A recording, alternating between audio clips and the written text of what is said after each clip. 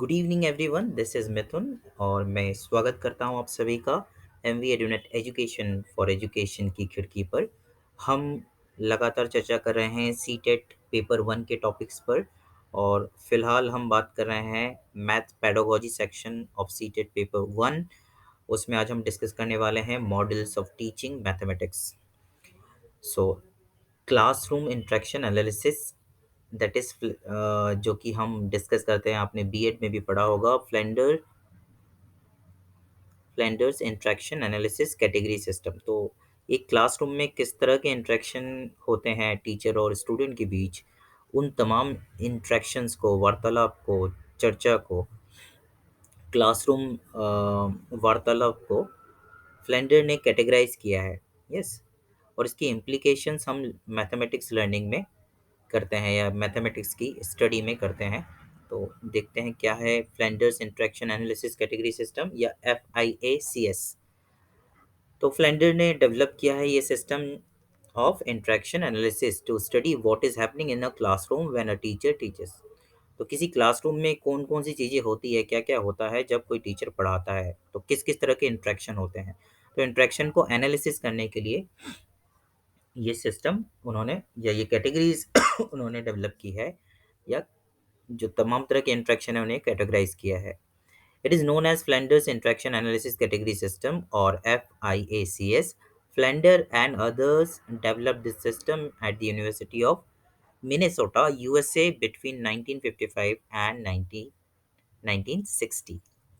तो 1955 से 1960 के बीच में यूएसए के मिनेसोटा यूनिवर्सिटी में फ्लेंडर और उनकी टीम ने मिलकर ये सिस्टम डेवलप किया। Flanders classified total verbal behaviour into 10 categories.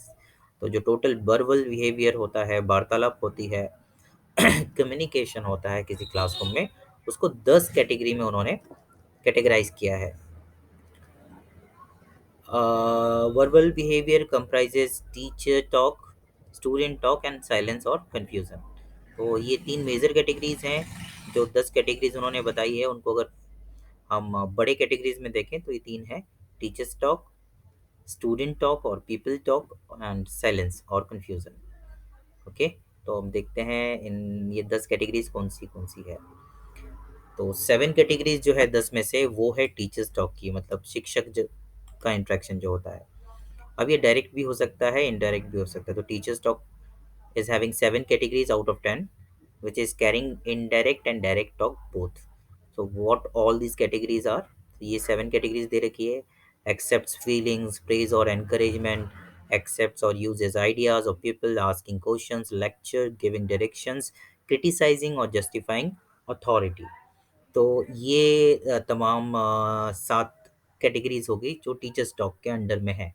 फिर है पीपल टॉक। पीपल टॉक में दो कैटेगरी है: people talk response category and people talk initiation. फिर जो तीसरा हमने मेजर कैटेगरी देखा था, जिसको हम बोलते हैं neither teacher talk not people talk, इसकी एक ही कैटेगरी है इसके अंदर, जो कि है साइलेंस और पॉज और कंफ्यूजन मोड। यस। अब इन सब के मीनिंग को समझेंगे, इन तमाम तरह के जो कैटेगरीज हैं उनके मीनिंग को समझेंगे। तो सबसे पहले टीचर्स टॉक के 7 कैटेगरीज में बात करते हैं।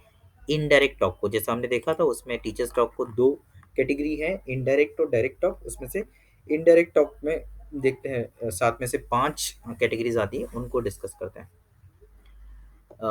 Sorry, in this method of analysis, the first 4 categories represent the teacher's indirect influence. Let us see. First one is accept feeling.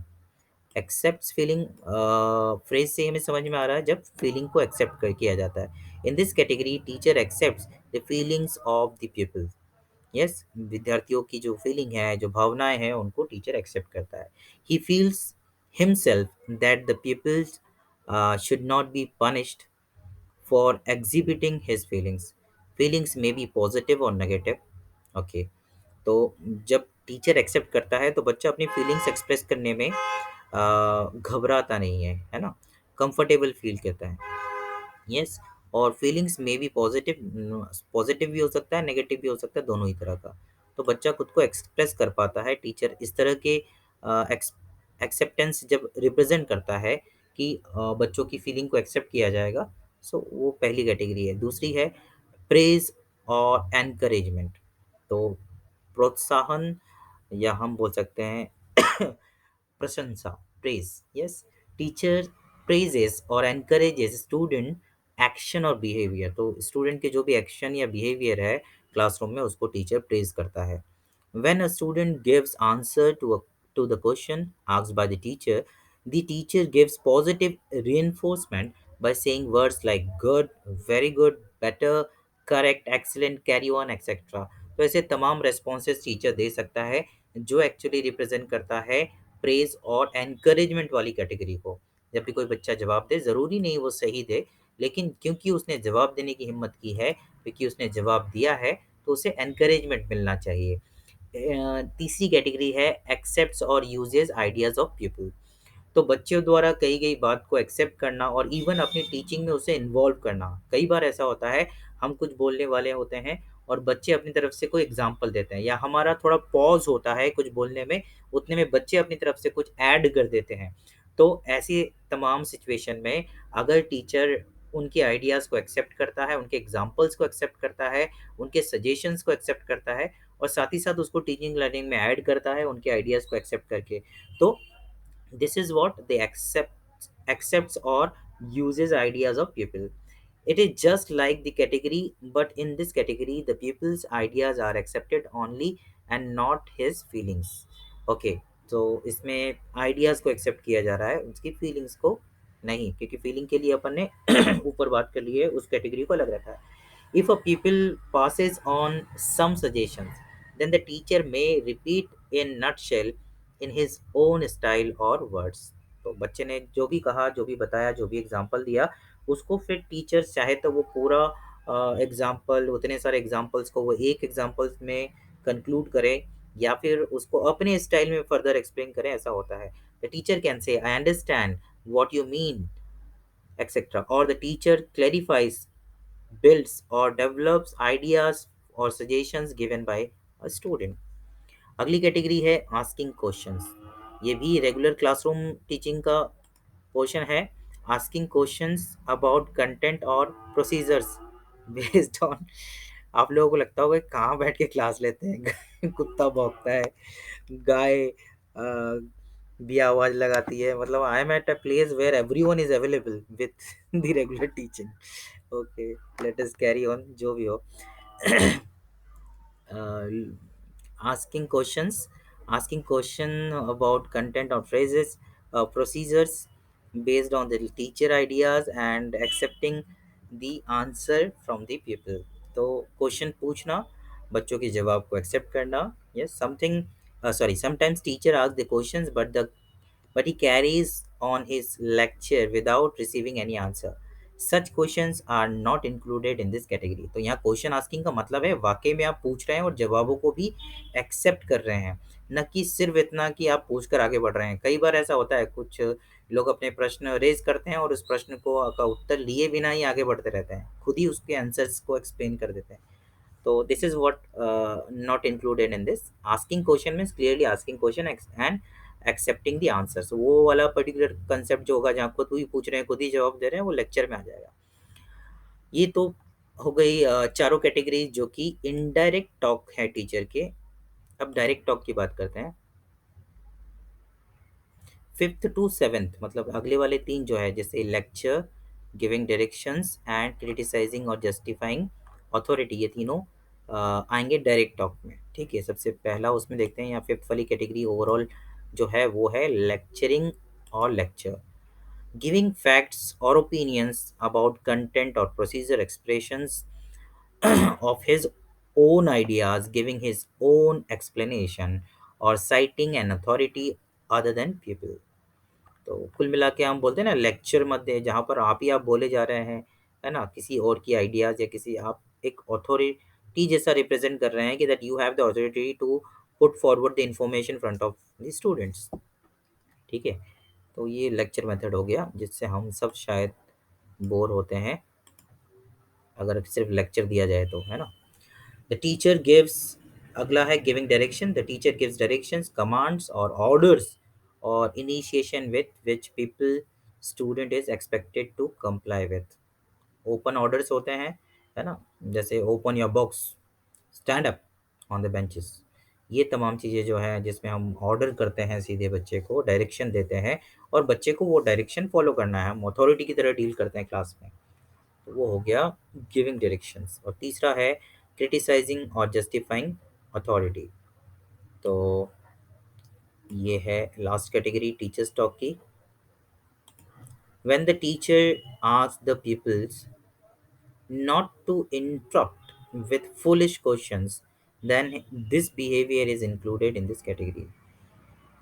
Criticise करना मतलब जब बच्चा कोई बीच में प्रश्न पूछ रहा है और वो इररिलेवेंट है और उसको आप हमेशा के लिए चुप करवाना चाहते हैं, तो आप उसे डांट देते हैं, उसे उसे बहुत बुरी तरह से इंसल्ट करते हैं क्लासरूम में, या उसको क्रिटिसाइज करते हैं, तो फिर वो बच्चा आगे से क्वेश्चन नहीं पूछने वाला। तो इसे हम बोलते हैं क्रिटिसाइजिंग और जस्टिफाइंग अथॉरिटी। अब पीपल टॉक, जो स्टूडेंट की इंटरेक्शन है, उसको दो कैटेगरी में डिवाइड किया गया है। कैटेगरी नंबर 8 है people talk response. In it includes the people talk in response to the teachers talk. Teachers ask question, student give answer to the question. तो ये people talk हो गया। टीचर ने कुछ पूछा, बच्चे ने जवाब दिया, तो ये in response of teachers questions, teachers queries, whatever the teacher is asking, the response is given by the student. This is what people talk response. And then next is the people talk initiation. Talk by people that they initiate, expressing own ideas, initiating a new topic, freedom to develop opinions, and a line of thought, like asking thoughtful questions, going beyond the existing structure. तो बच्चों को वो मौका देना जिसमें वो खुलकर अपनी बात रख सके, अपनी तरफ से कुछ नया ऐड कर सके, अपने आइडियाज को एक्सप्रेस कर सके। This is what people talk initiation. Yes, जब बच्चों को वो ओपन स्पेस मिलता है क्लासरूम में, तो वो अपनी तरफ से कई चीज़ें ऐड ऑन करते हैं। किसी भी क्लासरूम में, वो स्पेसिफिकली मैथ्स की क्लासरूम नहीं, किसी भी सब्जेक्ट की क्लासरूम है, अगर वो डिस्कशन मोड पर है, अगर वो people talk initiation interaction based है, या इस कैटेगरी के पेरीफेरी में हो रहा है, then it will allow the students to proliferate, to explore further and express themselves in the way they want. Yes. अब आखिरी कैटेगरी है 10th वाली, और वो उसका ओवरऑल जो व्यू है वो साइलेंस और पॉज और कंफ्यूजन वाला व्यू है। इसमें एक ही कैटेगरी है, कैटेगरी नंबर 10, साइलेंस, पॉज और कंफ्यूजन। तो ये 10 कैटेगरी में से आखिरी कैटेगरी हम देख रहे हैं। Pause, short periods of silence, period of confusion in which communication can not be understood by the observer. तो बीच में टीचर पॉज पे आ जाए और बच्चे पॉज पर ही रहे, बच्चे, टीचर ने क्वेश्चन किया और बहुत देर तक बच्चे चुप रहे, कोई रिस्पांस बच्चों की तरफ से नहीं है, टीचर की तरफ से नहीं है। तो ये वो कंडीशन है जब साइलेंस रहता है क्लास में, when there is no interaction going on in the classroom. So these all 10 categories we discussed. We started with indirect talk of teachers. It was accepts feeling, praise or encouragement, accepts or uses ideas or people, asking questions. फिर direct talk of teachers, उसमें lecturing, giving directions, criticizing और justifying. Authority, people talk category, people talk में दो category है, that is people talk response, in response only, people talk initiation in open or what should I say, free expression from the student side. And the 10th category, when there is no communication or complete silence, pause or confusion situation in the classroom. Now we will discuss about advantages of FIACS. ठीक है, सबसे पहला, it is an effective tool, instrument to measure the social emotional climate in the classroom. अब ये 10 category में से कौन सी category किसी 40 मिनट के पीरियड में सबसे ज़्यादा टाइम अब मिल रहा है किस कैटेगरी को, या किस कैटेगरी का कम्युनिकेशन सबसे ज़्यादा हो रहा है, ये हमें आइडिया देता है, ये हमें बताता है कि क्लास सही डायरेक्शन में जा रही है, या क्लास किस डायरेक्शन में जा रही है, सही में जा रही है या नहीं। It is also use for in service teachers. No doubt, हम किसी क्लास की एनालिसिस करना चाहते हैं, तो क्लास ऑब्जर्वेशन को हम इन सर्विस टीचर्स को भी रिप्रेजेंट कर सकते हैं, जो खुद को बेटर कम्युनिकेटर या बेटर टीचर बनाने के लिए अपने क्लासरूम के एनालिसिस को, इंटरेक्शन एनालिसिस को यूटिलाइज कर सकते हैं। Yes. Next is it provides feedback to the people teachers. No doubt बच्चों और टीचर दोनों को एक फीडबैक मिलता है इस एनालिसिस से, जो हम इसके बाद इस पे ग्राफ ले सकते हैं, इस पर परसेंटेज वाइज देख सकते हैं किस पर्टिकुलर कैटेगरी में कितना काम हो रहा है। Yes. It is an objective and reliable method for observation of classroom teaching. ये एक ऑब्जेक्टिव है, इसमें कोई सब्जेक्टिवनेस नहीं है, और रिलायबल भरोसेमंद मेथड है जिससे हम किसी क्लासरूम टीचिंग को एनालिसिस कर सकते हैं, उसको एनालाइज कर सकते हैं। It is mostly teacher talk oriented. इसमें 7 कैटेगरी टीचर्स की दे रखी है, तो ये बात भी है कि टीचर टॉक ओरिएंटेड है, तो नो डाउट हमें टीचर टॉक कितना हो रहा है, कैसा हो रहा है, ये पता चल सकता है। It is use to compare the behaviour of teachers at different age levels, gender. हम ये भी देखते हैं सब्जेक्टिविटी होती है हमारी टीचिंग में, और हम हो सकता है we will deal differently if we are talking to different age groups, or we behave or we interact differently if we are dealing with different gender also. So this analysis can also tell us that we are getting any kind of partial interaction, we are involved in partial interaction while taking our classes in different age groups or in different gender. So it is much useful in team teaching and micro teaching. Team teaching और micro teaching में भी ये बहुत उपयोगी होगा। तो this much from today's class और model of teaching mathematics. उसमें हम इंट्रैक्शन सिस्टम एनालिसिस या क्लासरूम इंट्रैक्शन एनालिसिस सिस्टम के बारे में हमने डिस्कस किया। Flanders interaction analysis category system, जिसमें हम 10 कैटेगरीज को डिस्कस करते हैं, कब उन्होंने डेवलप किया ये हमने देखा। और फिर हमने 7 कैटेगरीज टीचर्स की, दो कैटेगरीज बच्चों की स्पीकिंग की या स्टूडेंट स्पीकिंग की, पीपल स्पीकिंग की या पीपल इंटरेक्शन की, पीपल टॉक की, और एक जो है साइलेंस की कैटेगरी हमने देखी। इसमें टीचर्स टॉक में हमने दोनों कैटेगरी पे बात की। इनडायरेक्ट में हमने बात की एक्सेप्ट फीलिंग पर, प्रेज और encouragement। थर्ड, एक्सेप्ट्स और uses ideas of people, asking questions. और डायरेक्ट कैटेगरी में हमने देखा लेक्चर और लेक्चरिंग, गिविंग डायरेक्शंस, क्रिटिसाइजिंग और जस्टिफाइंग अथॉरिटी।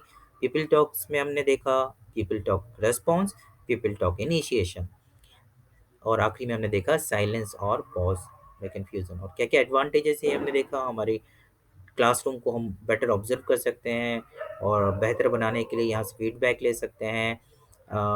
टीचर्स ट्रेनिंग में काम आ सकता है, टीचर्स ऑब्जर्वेशन में काम आ सकता है, और साथ ही साथ माइक्रो टीचिंग और टीम टीचिंग में भी ये काम आ सकता है। सो आज के क्लास में, आज के डिस्कशन में इतना ही। होपफुली ये टॉपिक हेल्प करेगा आपको। इस टॉपिक पे पूछे जाने वाले सीटेट में प्रश्नों को आप आसानी से कर पाएंगे।